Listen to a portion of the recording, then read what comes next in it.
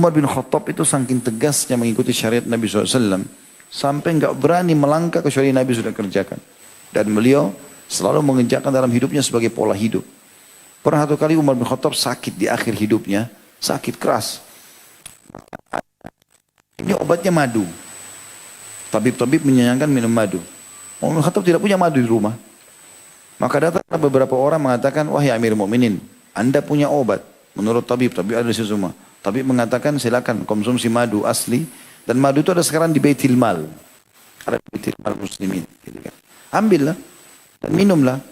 Kata Umar sambil meneteskan air mata di hati-hati sekali sambil mengatakan, apakah kalian semua ridho dengan itu? Kalau seluruh umat Muhammad ridho untuk mengizinkan aku memakai madu itu, aku akan pakai. Kalau tidak, biarkan aku mati dalam keadaan ini. Saking takutnya, sesuatu yang bukan haknya dia tidak akan mengambilnya. Karena Nabi SAW melarang itu. Contoh. Gitu kan. Makanya utusan Romawi pada saat datang ke Madinah ingin bertemu dan mengetahui bagaimana keadaan Umar. Dia masuk ke Madinah, tanya mana istana raja kalian. Maka kami tidak punya raja, kami nggak punya raja, kami punya seorang amir, pemimpin. Mana istananya? Enggak, dia nggak punya istana. Di mana dia sekarang? Ya dia ada di jalan, gitu kan. Ya dia lagi jalan. Maka dicarilah oleh orang Romawi ini keliling. Dalam kisah ini dikatakan sampai dia satu Madinah nggak ada yang tahu Umar lagi di mana. Lalu dia keluar. Rupanya pada saat itu Umar bin Khattab lagi menunggu berita, ya, informasi dari pasukan yang dikirim ke Persia supaya datang dan menyampaikan berita. Maka Umar tunggu jauh di padang pasir. Lagi panas-panasnya Umar bin Khattab rupanya ngantuk. Nggak ada pohon yang menaungi. Ngantuk. Dalam kondisi ngantuk, ada kayu yang biasa dia pegang untuk ingatin orang sholat, dia pakai jalan. Itu dijadikan sebagai bantal. Tidur di atas kayu. Gitu kan. Tidur dengan nyenyaknya. Sampai Umar keringat-keringatan tapi nggak bangun. Lalu orang Romawi ini tanya orang sekitar, mana raja kalian? Itu yang lagi tidur di padang pasir. Gitu. Dia datang mendekati, inikah raja kalian? Ini Umar bin Khattab? Iya. Dalam keringat-keringatan tidur. Lalu dia tanpa dia jabarkan dia sudah mengatakan, sungguh dia katakan pepatah bahasa Arab, orang ini salah satu menteri di wilayah Romawi dan dia syahadat. Maka dia mengatakan, sungguh kamu telah menghormati syariat Tuhanmu, maka Allah pun membuat orang-orang pada segan kepada kamu. Inilah orang yang selama ini, hai Umar bahagialah kamu selama ini takut kepada Tuhanmu dan patuh pada syariatnya, maka kau pun tidak perlu takut oleh masyarakatmu. Tidur di padang pasir di atas kayu. Nggak takut orang bunuh dia, nggak takut, nggak ada pengawal, nggak ada bodyguard, nggak ada segala macam. Karena dekatnya dengan Allah Subhanahu Wa Taala. Ya Allah menjaganya seperti itulah.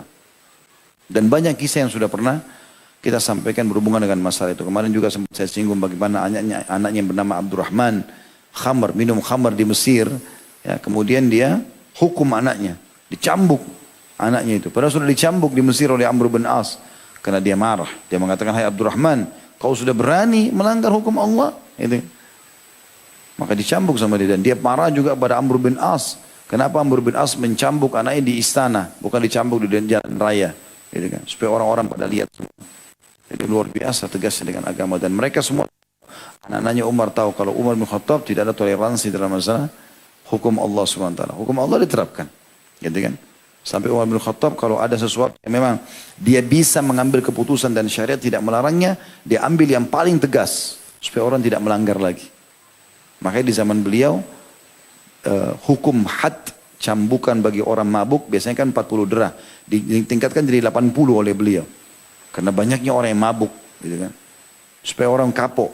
Dan itu ternyata setelah diskusi dengan para sahabat Nabi, ternyata mereka semua sepakat dengan itu. Kalau had itu boleh ditingkatkan untuk mengurangi kejahatan. Jumlahnya maksudnya.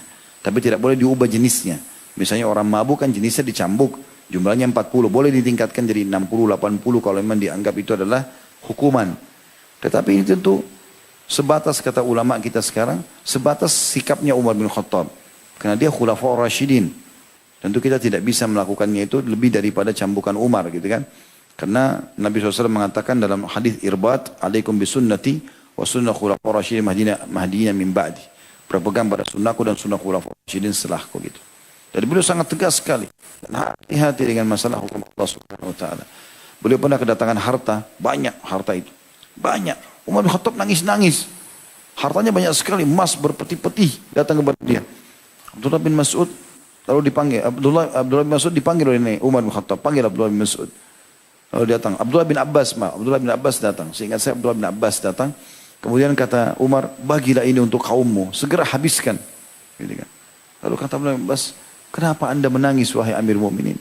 Kata Umar, sungguh tidak mungkin, saya tidak bisa bedakan apakah ini kebaikan Allah kasih atau ini keburukan, cobaan.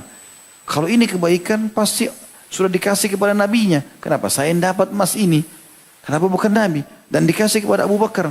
Tapi datang kepada saya. Ini berarti cobaan. Segera keluarkan ini. Jangan kasih ke saya. Bagi-bagi. Kata Abdullah bin Abbas, saya sambil bagi-bagi buka jalan. Di jalan buka, bagi-bagi emas itu sampai habis. Saya dengarkan Umar nangis di dalam. Sambil mengatakan, ya Allah maafkanlah aku kalau aku memang tidak bisa menjalankan perintahmu, syariatmu.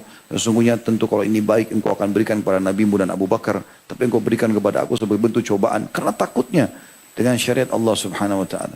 Beliau kalau tidur malam, selalu bangun sholat malam. Tidak pernah ragu. Dan itu tahu perintah Allah subhanahu wa ta'ala. Syariat ini didahulukan.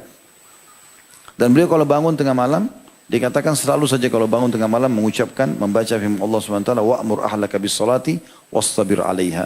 Perintahkanlah keluargamu untuk sholat dan suruhlah mereka untuk sabar mengerjakannya. Lalu dia bangunkan keluarganya untuk sholat bersama beliau. Jadi banyak sekali contoh-contoh. Tapi ini kita ambil contoh beliau karena orang yang sangat tegas dalam mempertahankan syariat Allah subhanahu wa ta'ala.